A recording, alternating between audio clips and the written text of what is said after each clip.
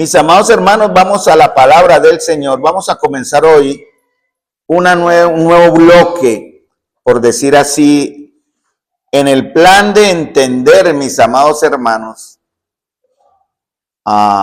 cómo Jesús llena nuestras necesidades, ¿verdad? Ya hemos visto cómo Él comienza llenando las necesidades de las personas, y en este caso principal de sus discípulos. Ahí fue donde comenzamos este camino.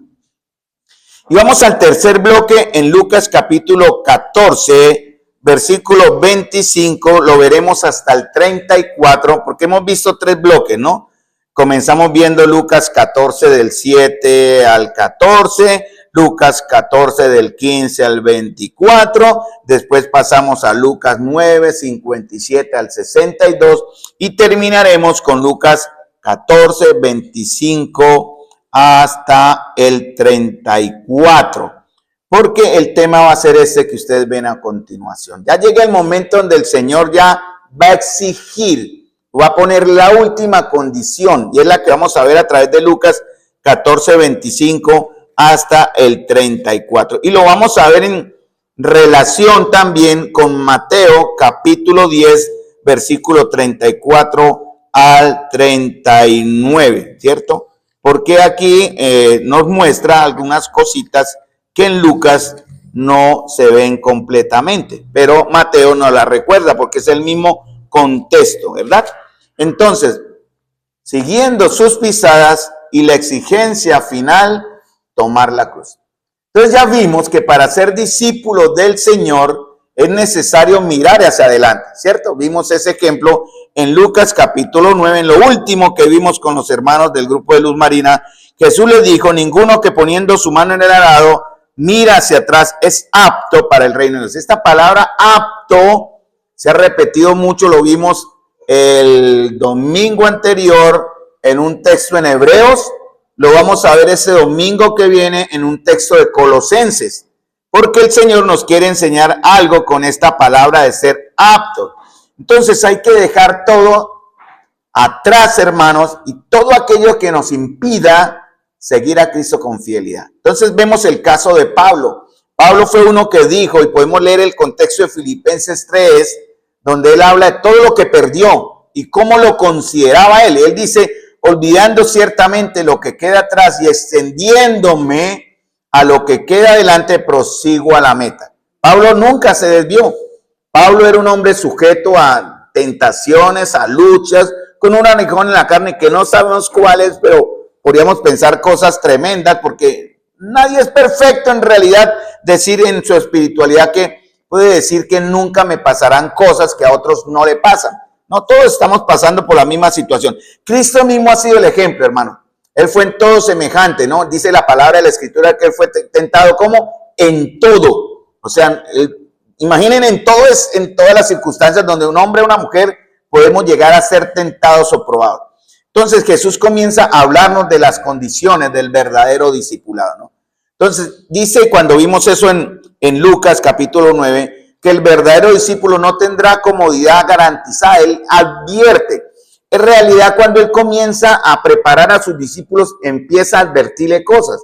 Y ahí eso es lo que estamos extrayendo a través del estudio. Una de las cosas que resalta mucho a través de varias partes de su enseñanza en esos 3 años es que un verdadero, porque también hay falsos discípulos, ¿verdad? Cuando él dice verdaderamente mis discípulos, quiere decir que también habrá otros que no podrán ser considerados sus discípulos.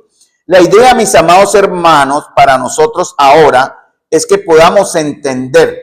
En el caso personal mío, a través del estudio, esto me ha confrontado mucho, porque me ha hecho pensar si verdaderamente yo estoy creciendo, viviendo o sirviendo como un verdadero discípulo, ¿verdad? Entonces, seguir a Jesús requiere primero que todo que Él esté primero en todo, ¿cierto? Por encima de deberes familiares, ¿sí? Él dijo también: deja que los muertos entierren a sus muertos.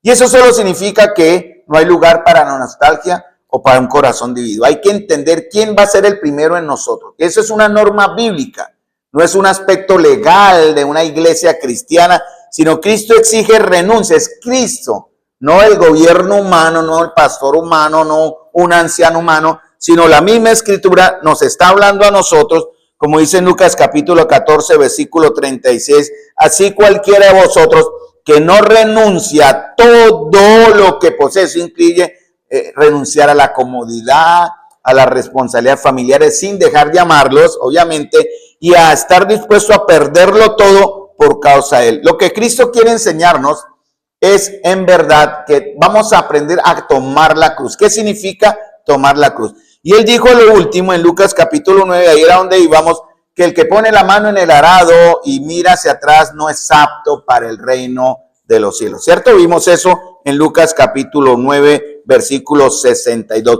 Y esa es una advertencia muy delicada. Es apto para el reino de Dios, o sea, para ser útil para el Señor. Eso lo podemos ver también en 2 de Timoteo capítulo 2, versículos 19 y 20. Entonces, el que pone su mano en el arado no es apto. Entonces yo pregunto, ¿hay algo, hermanos, para nosotros en nuestra vida que nos impida seguir a Cristo completamente? Si preguntáramos ahora honestamente, ¿quién de ustedes abriría su corazón para decir, yo no estoy siguiendo a Cristo? Porque hay que ser honesto. Y uno ve, realmente yo primero debo verme a mí mismo como en un espejo y darme yo mismo la respuesta, pero aprovechando el estudio, podríamos preguntar, ¿hay alguien que puede decir, no estoy siguiendo a Cristo completamente por esto, por esto y por esto? Pregúntese, esa es la idea del estudio. ¿Estoy dejando para después su llamado por excusas o distracciones? ¿Qué es lo que me roba el lugar del Señor? Y es triste, hermanos, hasta el día de hoy, personas que uno piensa que ya deben tener un crecimiento en la fe, en madurez o en conocimiento, aún están luchando con ese aspecto de la prioridad. Cristo no es primero para ellos en muchas cosas. Porque Pablo lo dice, para que en todo Cristo tenga la preeminencia, significa que Él debe ser primero en todo. Y eso es lo que a Él le corresponde, porque Él paga un precio por cada uno de nosotros. Entonces, también dice, lo que venimos aprendiendo es que seguir a Jesús requiere entrega total. No deben haber excusas ni distracciones. Entonces, en Lucas capítulo 14, porque vimos 3 bloques, Lucas 14, 16 al 24, Cristo enseña que el corazón del verdadero discípulo debe ser un corazón marcado por la humildad. O sea, lo primero que tendemos que aprender es a ser humildes. ¿Hay alguien acá que sea humilde por nacimiento? Pues no es verdad. Nadie podría decir, yo nací con esa humildad. ¿Sí? El Señor Jesús dijo, aprended de mí que soy manso y humilde de corazón. Nosotros tenemos en nuestro corazón arrogancia, tenemos en nuestro corazón rebeldía, tenemos en nuestro corazón egoísmo y es algo que debemos estar constantemente aprendiendo. La humildad que solo estará dispuesta a servir solamente a aquellos hermanos que no nos pueden recompensar. Entonces, el mismo Señor Jesús a través de su vida y de su ejemplo nos dio enseñanza de esto. Entonces, Cristo hace una seria advertencia para quienes son llamados o quienes hemos sido llamados a servir en el reino. Y presentan excusas como por ejemplo el trabajo, el amor a los bienes materiales o a las relaciones familiares. Eso está en Lucas también capítulo 14, versículo 15 en adelante, ¿no? No atienden a la invitación del rey. Miren, y él hace una seria advertencia que es dolorosa. Capítulo 14, versículo 24 dice, porque os digo que ninguno de aquellos hombres que fueron convidados gustarán mi cena. Entonces, es algo que no voy a hablar de ese aspecto salvador, porque ese no es el tema. Pero Jesús hace una advertencia para muchos que tal vez estando en un ambiente cristiano, ¿verdad? Que estando en una relación con cristianos, piensan erróneamente que tienen una fe asegurada y por lo tanto una relación correcta con Cristo. En 2 de Timoteo, el apóstol Pablo dice que conoce el Señor a los que son suyos teniendo este sello y da una advertencia, ¿no? Apártese de iniquidad todo aquel que tiene o que se nombra como cristiano, todo aquel que tiene el nombre de cristiano. Esa es como la advertencia. Y miren lo que dice el Señor, ninguno de aquellos hombres que fueron invitados gustarán mi cena. Hay una advertencia, hermano, porque el llamado del Señor es generoso, pero muchos creyentes lo rechazan al día de hoy. Es triste. Y esa es la lucha y el trabajo en el ministerio, hermanos. Motivar a los hermanos en la iglesia, en verdad todos, primeramente creo que es un trabajo corporativo, de aceptar el llamado del Señor y vivir de acuerdo a ese llamado. Para eso fue usted salvo.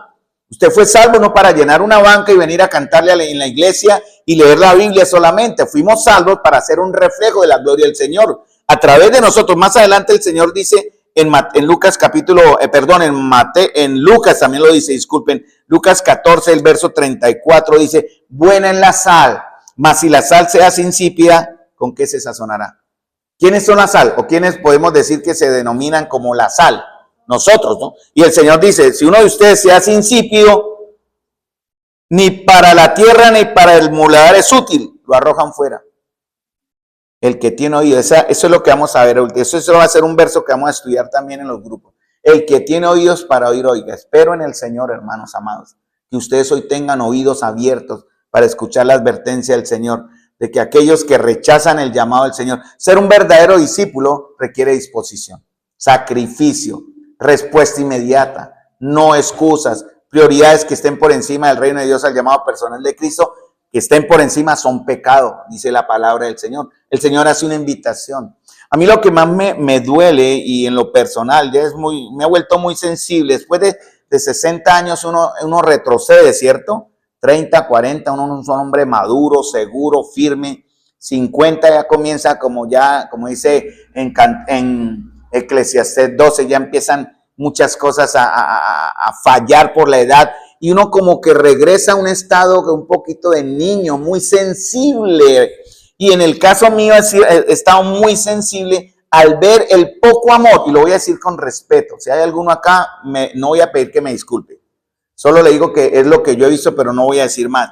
Que me ha dolido mucho ver el poco amor de algunos, no voy a decir todos, hacia la palabra del Señor, hacia la obediencia al Señor, hacia el respeto de la congregación. En algunos no están aquí presentes, podríamos decir, pero es una advertencia con la que siempre nosotros debemos estar trabajando. Miren, hermanos, un verdadero discípulo debe ser un creyente. Pregúntese a su fe si usted es un verdadero creyente en Cristo. Debe tener sabiduría e inteligencia que solo Dios da. Esa oración está en Colosenses, capítulo 1, versos 9 y 10. Una inteligencia y sabiduría que Dios da para entender a qué fue llamado, que ha sido hecho apto. ¿Entiende usted la palabra apto? Está en Colosenses 1, 9 y 10. Apto por medio del Espíritu Santo y por medio de la obra de Cristo para agradar a Dios. Esa es nuestra tarea, hermanos, agradar al Señor. Y en Lucas 14, 25 al 33, que es lo que vamos a comenzar a partir de hoy, Cristo advierte a sus seguidores que consideren cuidadosamente el costo de una entrega completa a Él y una vez. Nuevamente vuelve a advertir, hermanos, ¿cierto? Nuevamente Él vuelve a avisar que hay un costo, vuelve a advertir que hay un costo. Porque es posible, hermanos, ser seguidor de Jesús sin ser un discípulo suyo, ¿cierto? Decir que Él es el rey sin ser su soldado. Eso está en 1 Timoteo también. Estar a favor de algo sin sacrificar nada. Entonces el Señor recibe con gozo y alegría nuestro sacrificio para su gloria y su honra. Y uno de los problemas en la iglesia cristiana hoy día, hermanos, es que hay muchos creyentes que siguen a Jesús de lejos, pero pocos verdaderos discípulos de Jesús. La tarea que yo considero al estar en este estudio, edificando la iglesia del Señor, es precisamente esa. No solamente dar ejemplo como un verdadero discípulo, espero llegar a eso, estoy trabajando para eso, pero también motivarlos a ustedes, mis amados hermanos, a que sigamos el mismo camino de llegar a ser verdaderamente sus discípulos. Y para eso necesitamos constancia, necesitamos estar insistentes, necesitamos estar motivando. Eso es un trabajo de todos nosotros, no solamente el trabajo pastoral de los líderes. Por eso, hermanos, eso tenemos que cambiarlo solamente entre nosotros. Ahora, Jesús hace una advertencia que para entrar en el reino de Dios, está en Lucas capítulo 14, versículo 25 en adelante. En la parábola del banquete aprendimos que hay impedimentos, ¿cierto?, para aceptar ese llamamiento. Entonces hay una pregunta ¿qué condiciones pide Jesús? Y el Señor comienza a dar unas condiciones que las vuelve a repetir aquí en Lucas capítulo 14. A renunciar al abrigo y a la seguridad en la familia y prontitud para dar la vida. Porque seguirlo significa precisamente que primero debemos amarlo a Él más que a la familia, incluso a uno mismo. Eso está en el verso 25. Eso lo vamos a estudiar. Estoy solamente dando una introducción muy superficial de lo que vamos a profundizar. Hay que llevar la cruz y eso significa sacrificio personal, mis amados hermanos. Hay un texto que me encantó y lo vamos a, primero lo estoy ya estudiando, que está en Mateo capítulo 10, porque es el texto paralelo que vamos a seguir. Y es el último que está en el verso 30 y Mateo capítulo 10, versículo, ahí me fui a Marcos, un momentico. Mateo capítulo 10, yo lo tenía acá y ahora sí. Versículo 39, ese es el verso que vamos a profundizar también, porque este verso puede transformar su vida si lo entendemos como es. El que haya su vida la perderá. Eso es como una paradoja, pero el Señor nos quiere enseñar algo a través de ser ese y el que vimos anteriormente ahorita en Lucas 14, lo vamos también a estudiar. El que haya su vida la perderá y el que pierde su vida por causa de mí la hallará. Para los que han estado estudiando de adelanto, vayan estudiando este texto. ¿Qué significa eso? Porque el Señor dice, el que haya la vida, el que haya su vida la perderá, pero el que pierde su vida por causa de mí la hallará. Porque el Señor nos dice que antes de seguirlo, uno debe calcular. ¿Usted se sentó y calculó cuando creyó? A mí nadie me dijo, a mí nadie me enseñó que habría un costo. Mis líderes, yo no digo que lo hubieran hecho de adrede, obviamente nunca, jamás, conociéndolos, llamándolos como los amo. Ellos jamás lo hicieron o no lo compartieron bajo esa razón. Yo creo que faltó más discipulado en ese aspecto, pero uno entiende, viendo la vida de ellos, el costo que ellos tuvieron que asumir por seguir a Jesús. Muchos dejaron sus vidas, sus comodidades en otros países, vienen obviamente encomendados a un país extraño, tienen que aprender una lengua diferente. En el caso de los americanos es obviamente del inglés al español. Y tuvieron que sacrificar muchas cosas, pero el legado está acá. Sin embargo, antes de seguirlo, hermano, uno debe calcular el costo. Eso está en el verso de Lucas, capítulo 14, versículo 28 al 32, más o menos, 32, sí. Entonces, como lo haría alguien que construye una casa, calcula el costo, ¿cierto? O un rey antes de actuar. Cuando uno construye una casa, ¿qué calcula primero? ¿Qué hay que tener primero, mejor dicho, al calcular? El terreno. Uno no empieza a imaginar o a soñar, ¿cierto? A armar un hogar, un castillo en algo que no tiene. Hay que tener un terreno y nosotros ya tenemos un terreno. ¿Cómo se llama ese terreno? Según la Biblia. En el cual vamos a trabajar y a construir. Ese es un efecto de estar en ese terreno. El reino de los cielos. Eso es lo que tenemos que aprender a trabajar. Vamos a trabajar en el reino de los cielos, pero para eso tenemos que calcular qué significa eso. Y también debemos sentarnos, debemos pensar, debemos calcular los costos, porque eso va a significar muchas cosas, hermano. Mire, hermanos amados, la eternidad comparada con esta vida no es nada.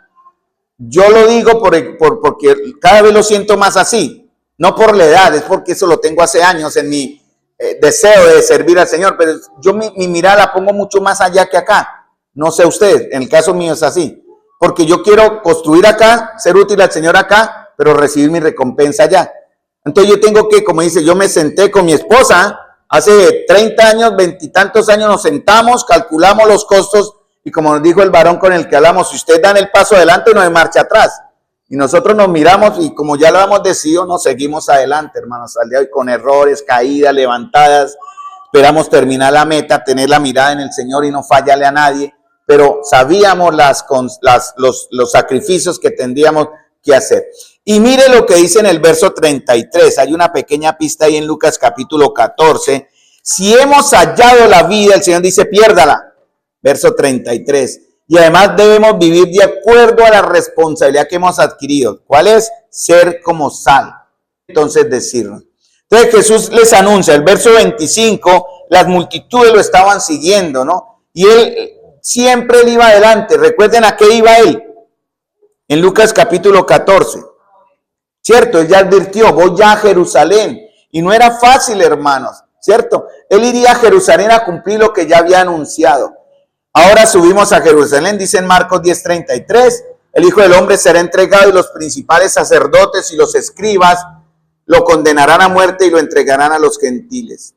El objetivo de Cristo, hermano, no era traer las multitudes para que lo apreciaran, sino para hacer de nosotros verdaderos discípulos. Eso es lo que Él quiere. Hoy día en muchos lugares es moda seguir a Jesús. Estuve viendo una historia en Netflix sobre la iglesia Hillsong. Espero si tienen Netflix busquen ese documental sobre el tremendo decaimiento, caída de esa iglesia. Es una iglesia australiana, incluso aquí hemos cantado y cantamos algunos himnos que tienen su origen en los grupos de alabanza de esa iglesia, pero esa iglesia está totalmente contaminada.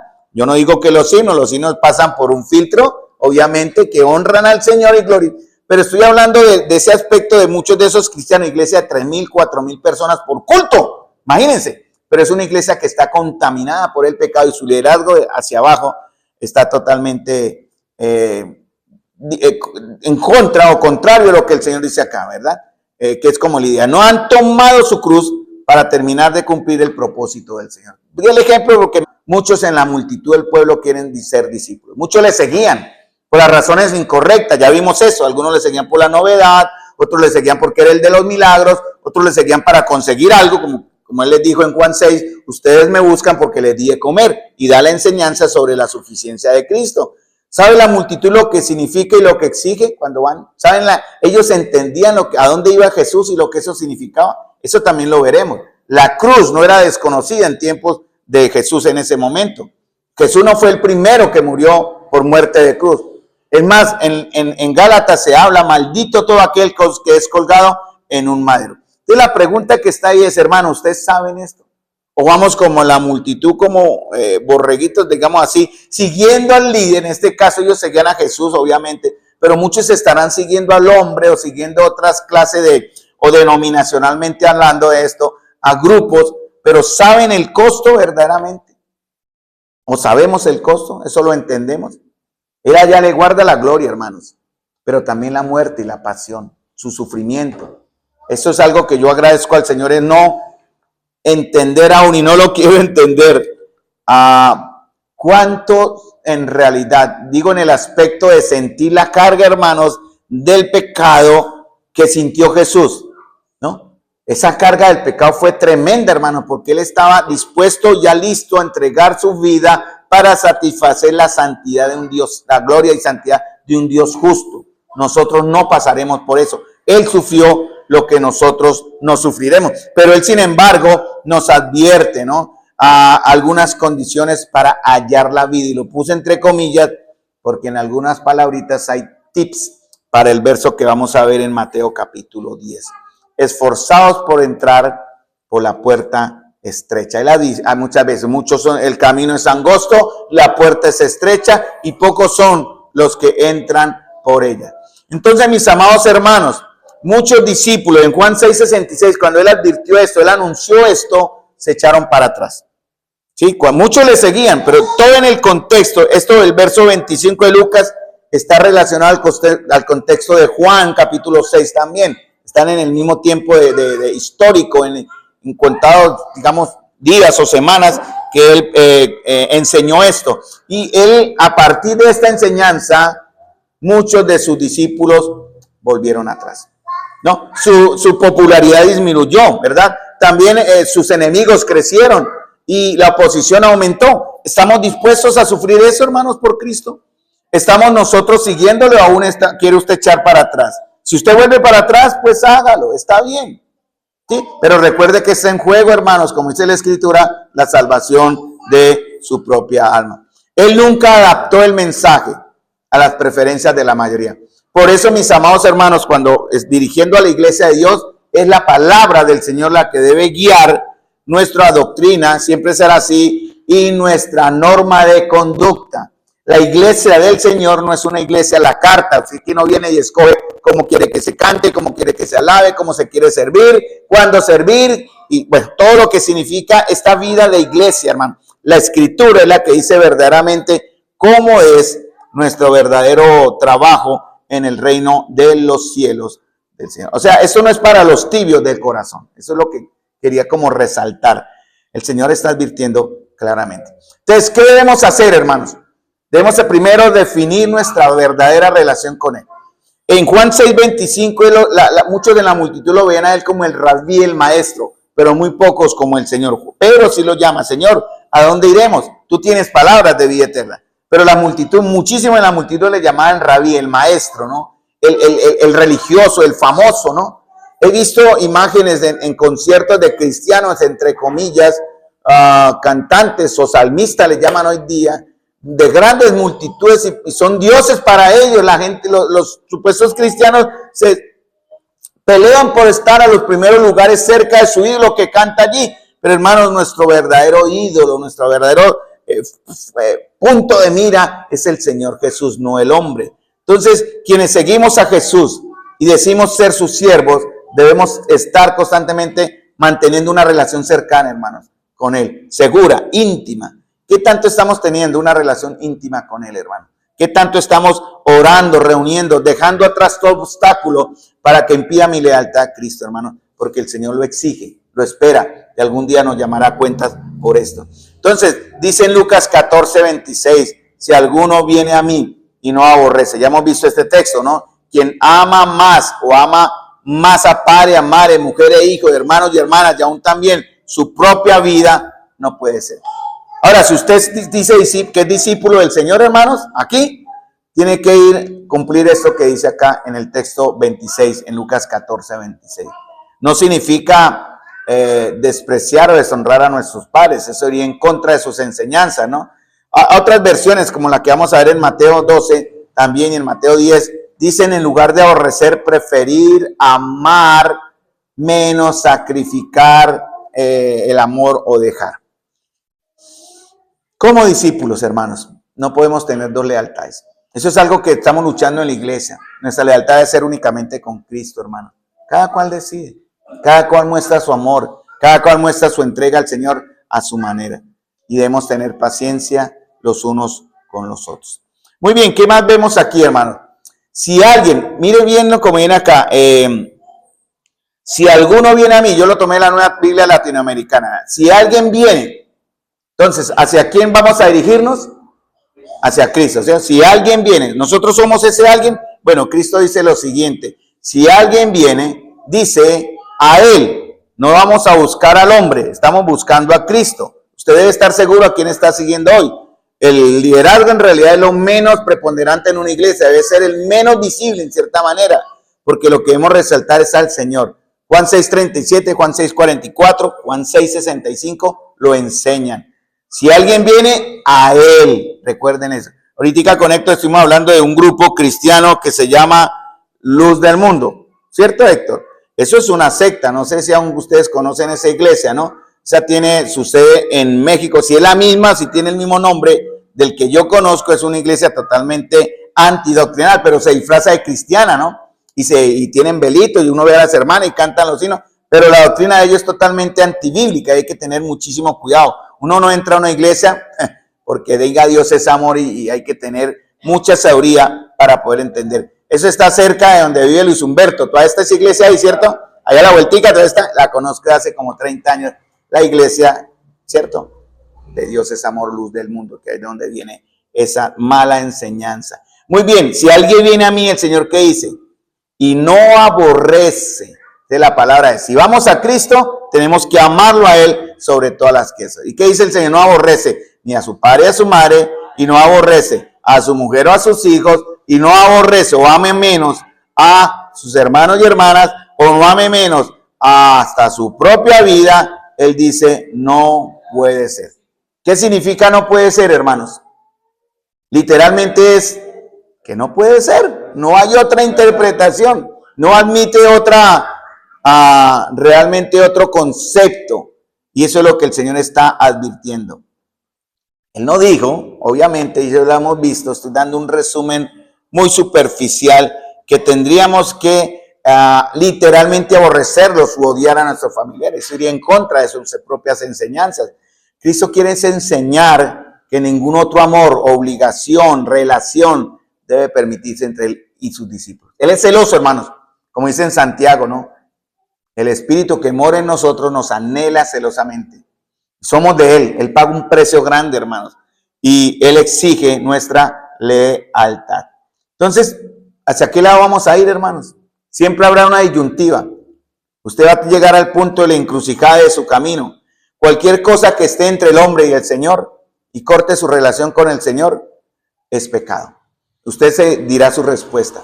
Todo aquello que esté en nuestra vida, que esté entre nosotros y el Señor, y corte nuestra relación con Él, es pecado. Porque Cristo debe tener el primer lugar.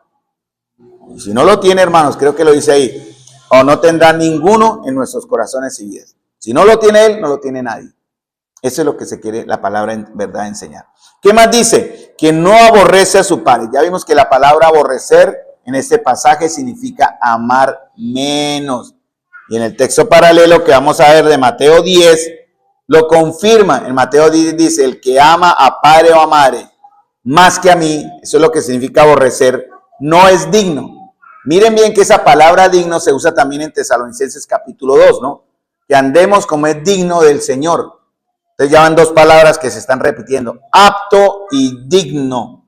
Entonces, ¿digno qué es? No lo merece, no es digno del Señor. El que ama al hijo o hija más que a mí, no es digno de mí. Y esta palabra aborrecer no justifica la malicia o la mala voluntad hacia la familia de uno. Entonces, ya lo vimos. Muy bien, entonces, ¿qué más dice? El verdadero discípulo lleva entonces su cruz. Ese es otro verso que vamos a ver, que está el verso 27. Ya van tres, ¿no? El verso de Mateo 10, el verso de Lucas 14, 27 y el verso de Lucas 14, 33 y 34. Vamos a ver esos tres, para que lo vayan estudiando, hermano. Vayan mirando la gramática, vayan viendo, consulten la parte, por qué Jesús dijo eso y vamos a aprender bastante. El que no lleva su cruz y viene en pos de mí, no puede ser mi discípulo. Hermanos, ¿sí estamos creciendo, en verdad? ¿Sí estamos considerándonos verdaderamente sus discípulos? Esa es nuestra tarea de discernir. No hay manera, hermanos, de negar la verdad de que la obediencia a Cristo está ligada al conocimiento del Señor y de Cristo. ¿Qué tanto conocemos al Señor? Y eso es directamente proporcional, hermano. En la medida en que conozcamos al Señor, en la medida en que estemos conociendo al Señor, más conociéndolo, más Él es nuestro Señor. Entre menos le conozca a usted, menos es su Señor. Entonces, eso me explica a mí por qué veo a algunos cristianos o creyentes, incluso en nuestra propia iglesia. Para mí, es mi opinión, basándome en eso, para ellos son salvos, está bien, dejémoslo así. Pero Cristo jamás será lo principal en sus vidas. Y se ve por eso, porque no conocen la Escritura, porque no aman la verdad del Señor. Y eso no significa, amados hermanos, estar recibiendo de maestros de todas las clases. Ahorita usted consigue por todos los lados. Hay que ser muy cuidadoso con esto.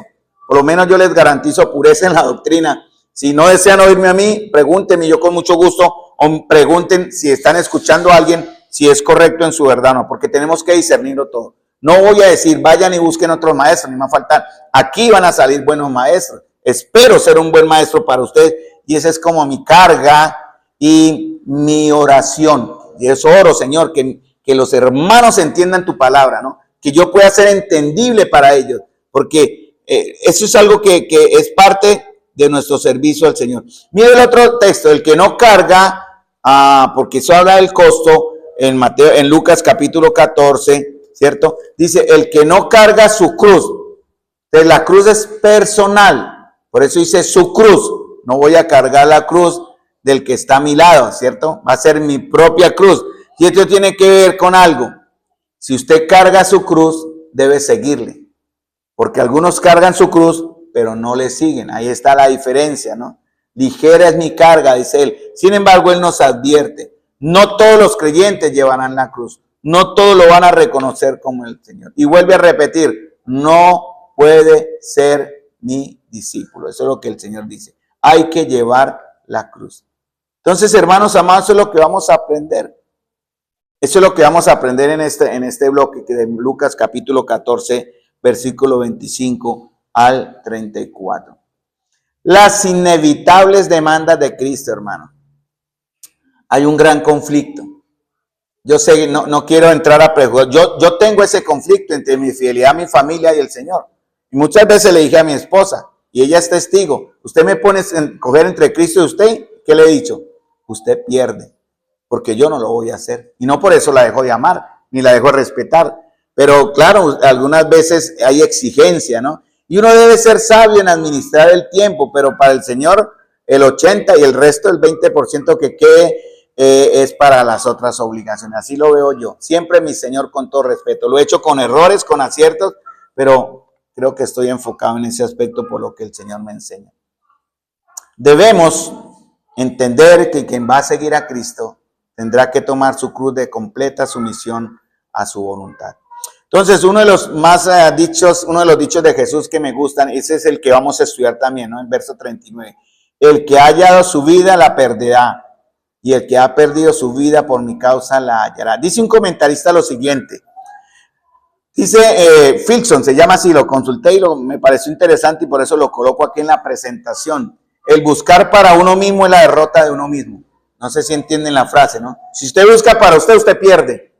Si usted busca su satisfacción, usted pierde. Eso es derrota. Pero él dice también, dice otro, llamado Davis, la autonegación y el sacrificio de uno mismo son los únicos medios para descubrirse a uno mismo. ¿Eso qué significa? Ahí es donde me doy cuenta hasta dónde soy capaz de llegar, en este caso por el Señor. ¿Qué tanto estoy dispuesto? Uno de los consejos que me han entregado muchos líderes, y yo sé que debo profundizar más en esto, es tiempo de oración. En estos tiempos difíciles de iglesia, para mí personal, por la partida de mi hermano y amigo y siervo, una de las cosas que me han aconsejado es que Alberto tiene que orar más.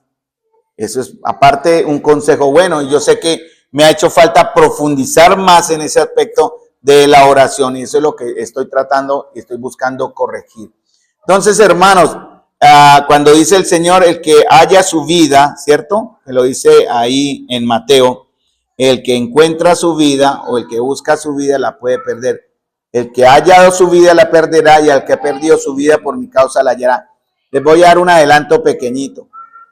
Ya vi, fue que me eché para atrás. Entonces, ¿qué significa la vida? Y voy a parar ahí porque de igual manera podría adelantarles mucho lo que vamos. Cuando dice en Mateo capítulo 10, terminemos ahí en estos últimos minutos. Mateo capítulo 10, versículo 39.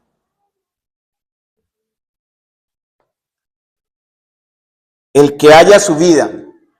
Aquí un comentarista, o en una versión de la Biblia que la presenta así, dice, quien ante el arranque de la persecución representa que la presión, la violencia o la amenaza contra la fe cristiana quiere preservar su existencia, dice el comentarista, alguien que por miedo reniega de su fe o actúa de manera egoísta para salvarse, perderá la vida verdadera del alma. Eso es una explicación. Pero yo quiero enfocarme en otro. El que quiera salvar su vida la perderá, y el que pierda su vida por causa de mí la hallará. Hermanos, miren lo que dice la palabra y les voy a adelantar en ese aspecto. ¿Qué es vida? ¿Qué es su vida para usted, hermanos? Piensen. ¿Qué es su vida para usted? ¿Cuál es su vida? ¿Sus hijos? Nuestros hijos son nuestra vida, ¿cierto? Para muchos de nosotros. Señora, su nieta, nuestra nieta son nuestra vida, ¿cierto? ¿Qué más es nuestra vida? Nuestro trabajo, por eso nos esforzamos, luchamos para crecer, ¿no es cierto? ¿Qué más es nuestra vida? Nuestra familia, ¿sí? Todo aquello que nos llena y nos completa, mis amados hermanos, en nuestra vida humana, en nuestra esencia como hombres y mujeres. Pero el Señor dice, el que pierde o el que haya su vida en esto, la perderá. Por eso el hombre que dijo, voy a hacer graneros, voy a trabajar fuerte, llenó sus graneros. ¿Su vida cuál fue? Su trabajo y sus riquezas. ¿Y en qué terminó todo? ¿Ganó? Perdió. Eso es lo que el Señor, les doy ese adelanto, en verdad quiere como decir, ¿no? ¿Cuál es mi vida? ¿Estoy dispuesto a perder a mi esposa o a mis hijos en ese aspecto? No perderlo de que se vaya y muera, ¿no? Eso no es lo que, sino centrar en ella o en mi familia o en mi trabajo o en todas las cosas que me dan a mí esa seguridad de hombre o de ser humano. Por causa de Cristo, ¿estaré dispuesto a perderlo? ¿A dejarlo en segundo plano? Porque en realidad cuando muera, eso no irá conmigo. Mi enfermedad no irá conmigo. Mi pobreza no irá conmigo. Mis debilidades no irán conmigo. O mi conocimiento no irá conmigo en cierta manera. Si quise tener todos los títulos. Una de las cosas que impidió que yo realizara, y eso lo reconocí muchísimos años después, con el tiempo, el gran error fue cuando se me dio la oportunidad de ir a estudiar, y no lo hice por temor a mis padres, por conveniencia de mis padres, por agradar a mis padres. Estudio primero, y después de que estudie, mira a ver qué hacen. Y perdí 10 años más de mi vida que pude haber aprovechado en las cosas del Señor. Para mí, mi vida por 10 años fue el estudio, la universidad, terminar mi carrera. Está bien, muy humano, pero ¿de qué me sirvió? ¿O de qué me sirve? En cierta manera, yo digo con respeto. Para mí la vida fue eso por muchos años. Para mí mi vida fue casarme por muchos años, ¿cierto? Por esta busqué esposa y encontré el bien y alcancé la benevolencia de Jehová, pero esa no es mi vida ahora. Ella me entiende por qué quiero decir esto, mi esposa. Mi vida no es mi trabajo, mi vida no es mi salud, pero yo no me preocupo en cierta manera de afanarme si estoy, debería, pero no me cargo por eso, porque mi vida está arriba en los cielos, hermanos. Es lo que yo quiero poner en práctica este verso, porque la puedo perder, pero si pierde su vida por causa de mí, la encontraré. Entonces, hermanos, en vez de vivir vidas egocéntricas, hemos de vivir vidas cristocéntricas en nuestra vida personal y en la iglesia. En lugar de preguntar cómo me afectará cada una de mis decisiones o acciones, debo valorar cómo afectará a Cristo y cómo afectará a su iglesia, a mis hermanos. Eso es lo que yo busco ahora. El que no carga su cruz y me sigue. La cruz no es debilidad física o emocional, hermanos amados, sino un camino de oprobio, sufrimiento, muerte, que uno escoge voluntariamente por causa de Cristo. No todos los creyentes, hermanos, la van a llevar. No todos quieren llevarla. Es posible evitarla, en realidad. Muchos cristianos no la evitan. Son cristianos, pero Jesús nunca será el Señor. Entonces, el discípulo que ha de seguir a Cristo, hermanos amados, debemos tratar de vivir una vida como Cristo la vivió. Considera lo que antes, como pérdida, lo que antes era ganancia, humillación, persecución, vituperio, insulto, rechazo, enfermedad, muerte, persecución, todo esto.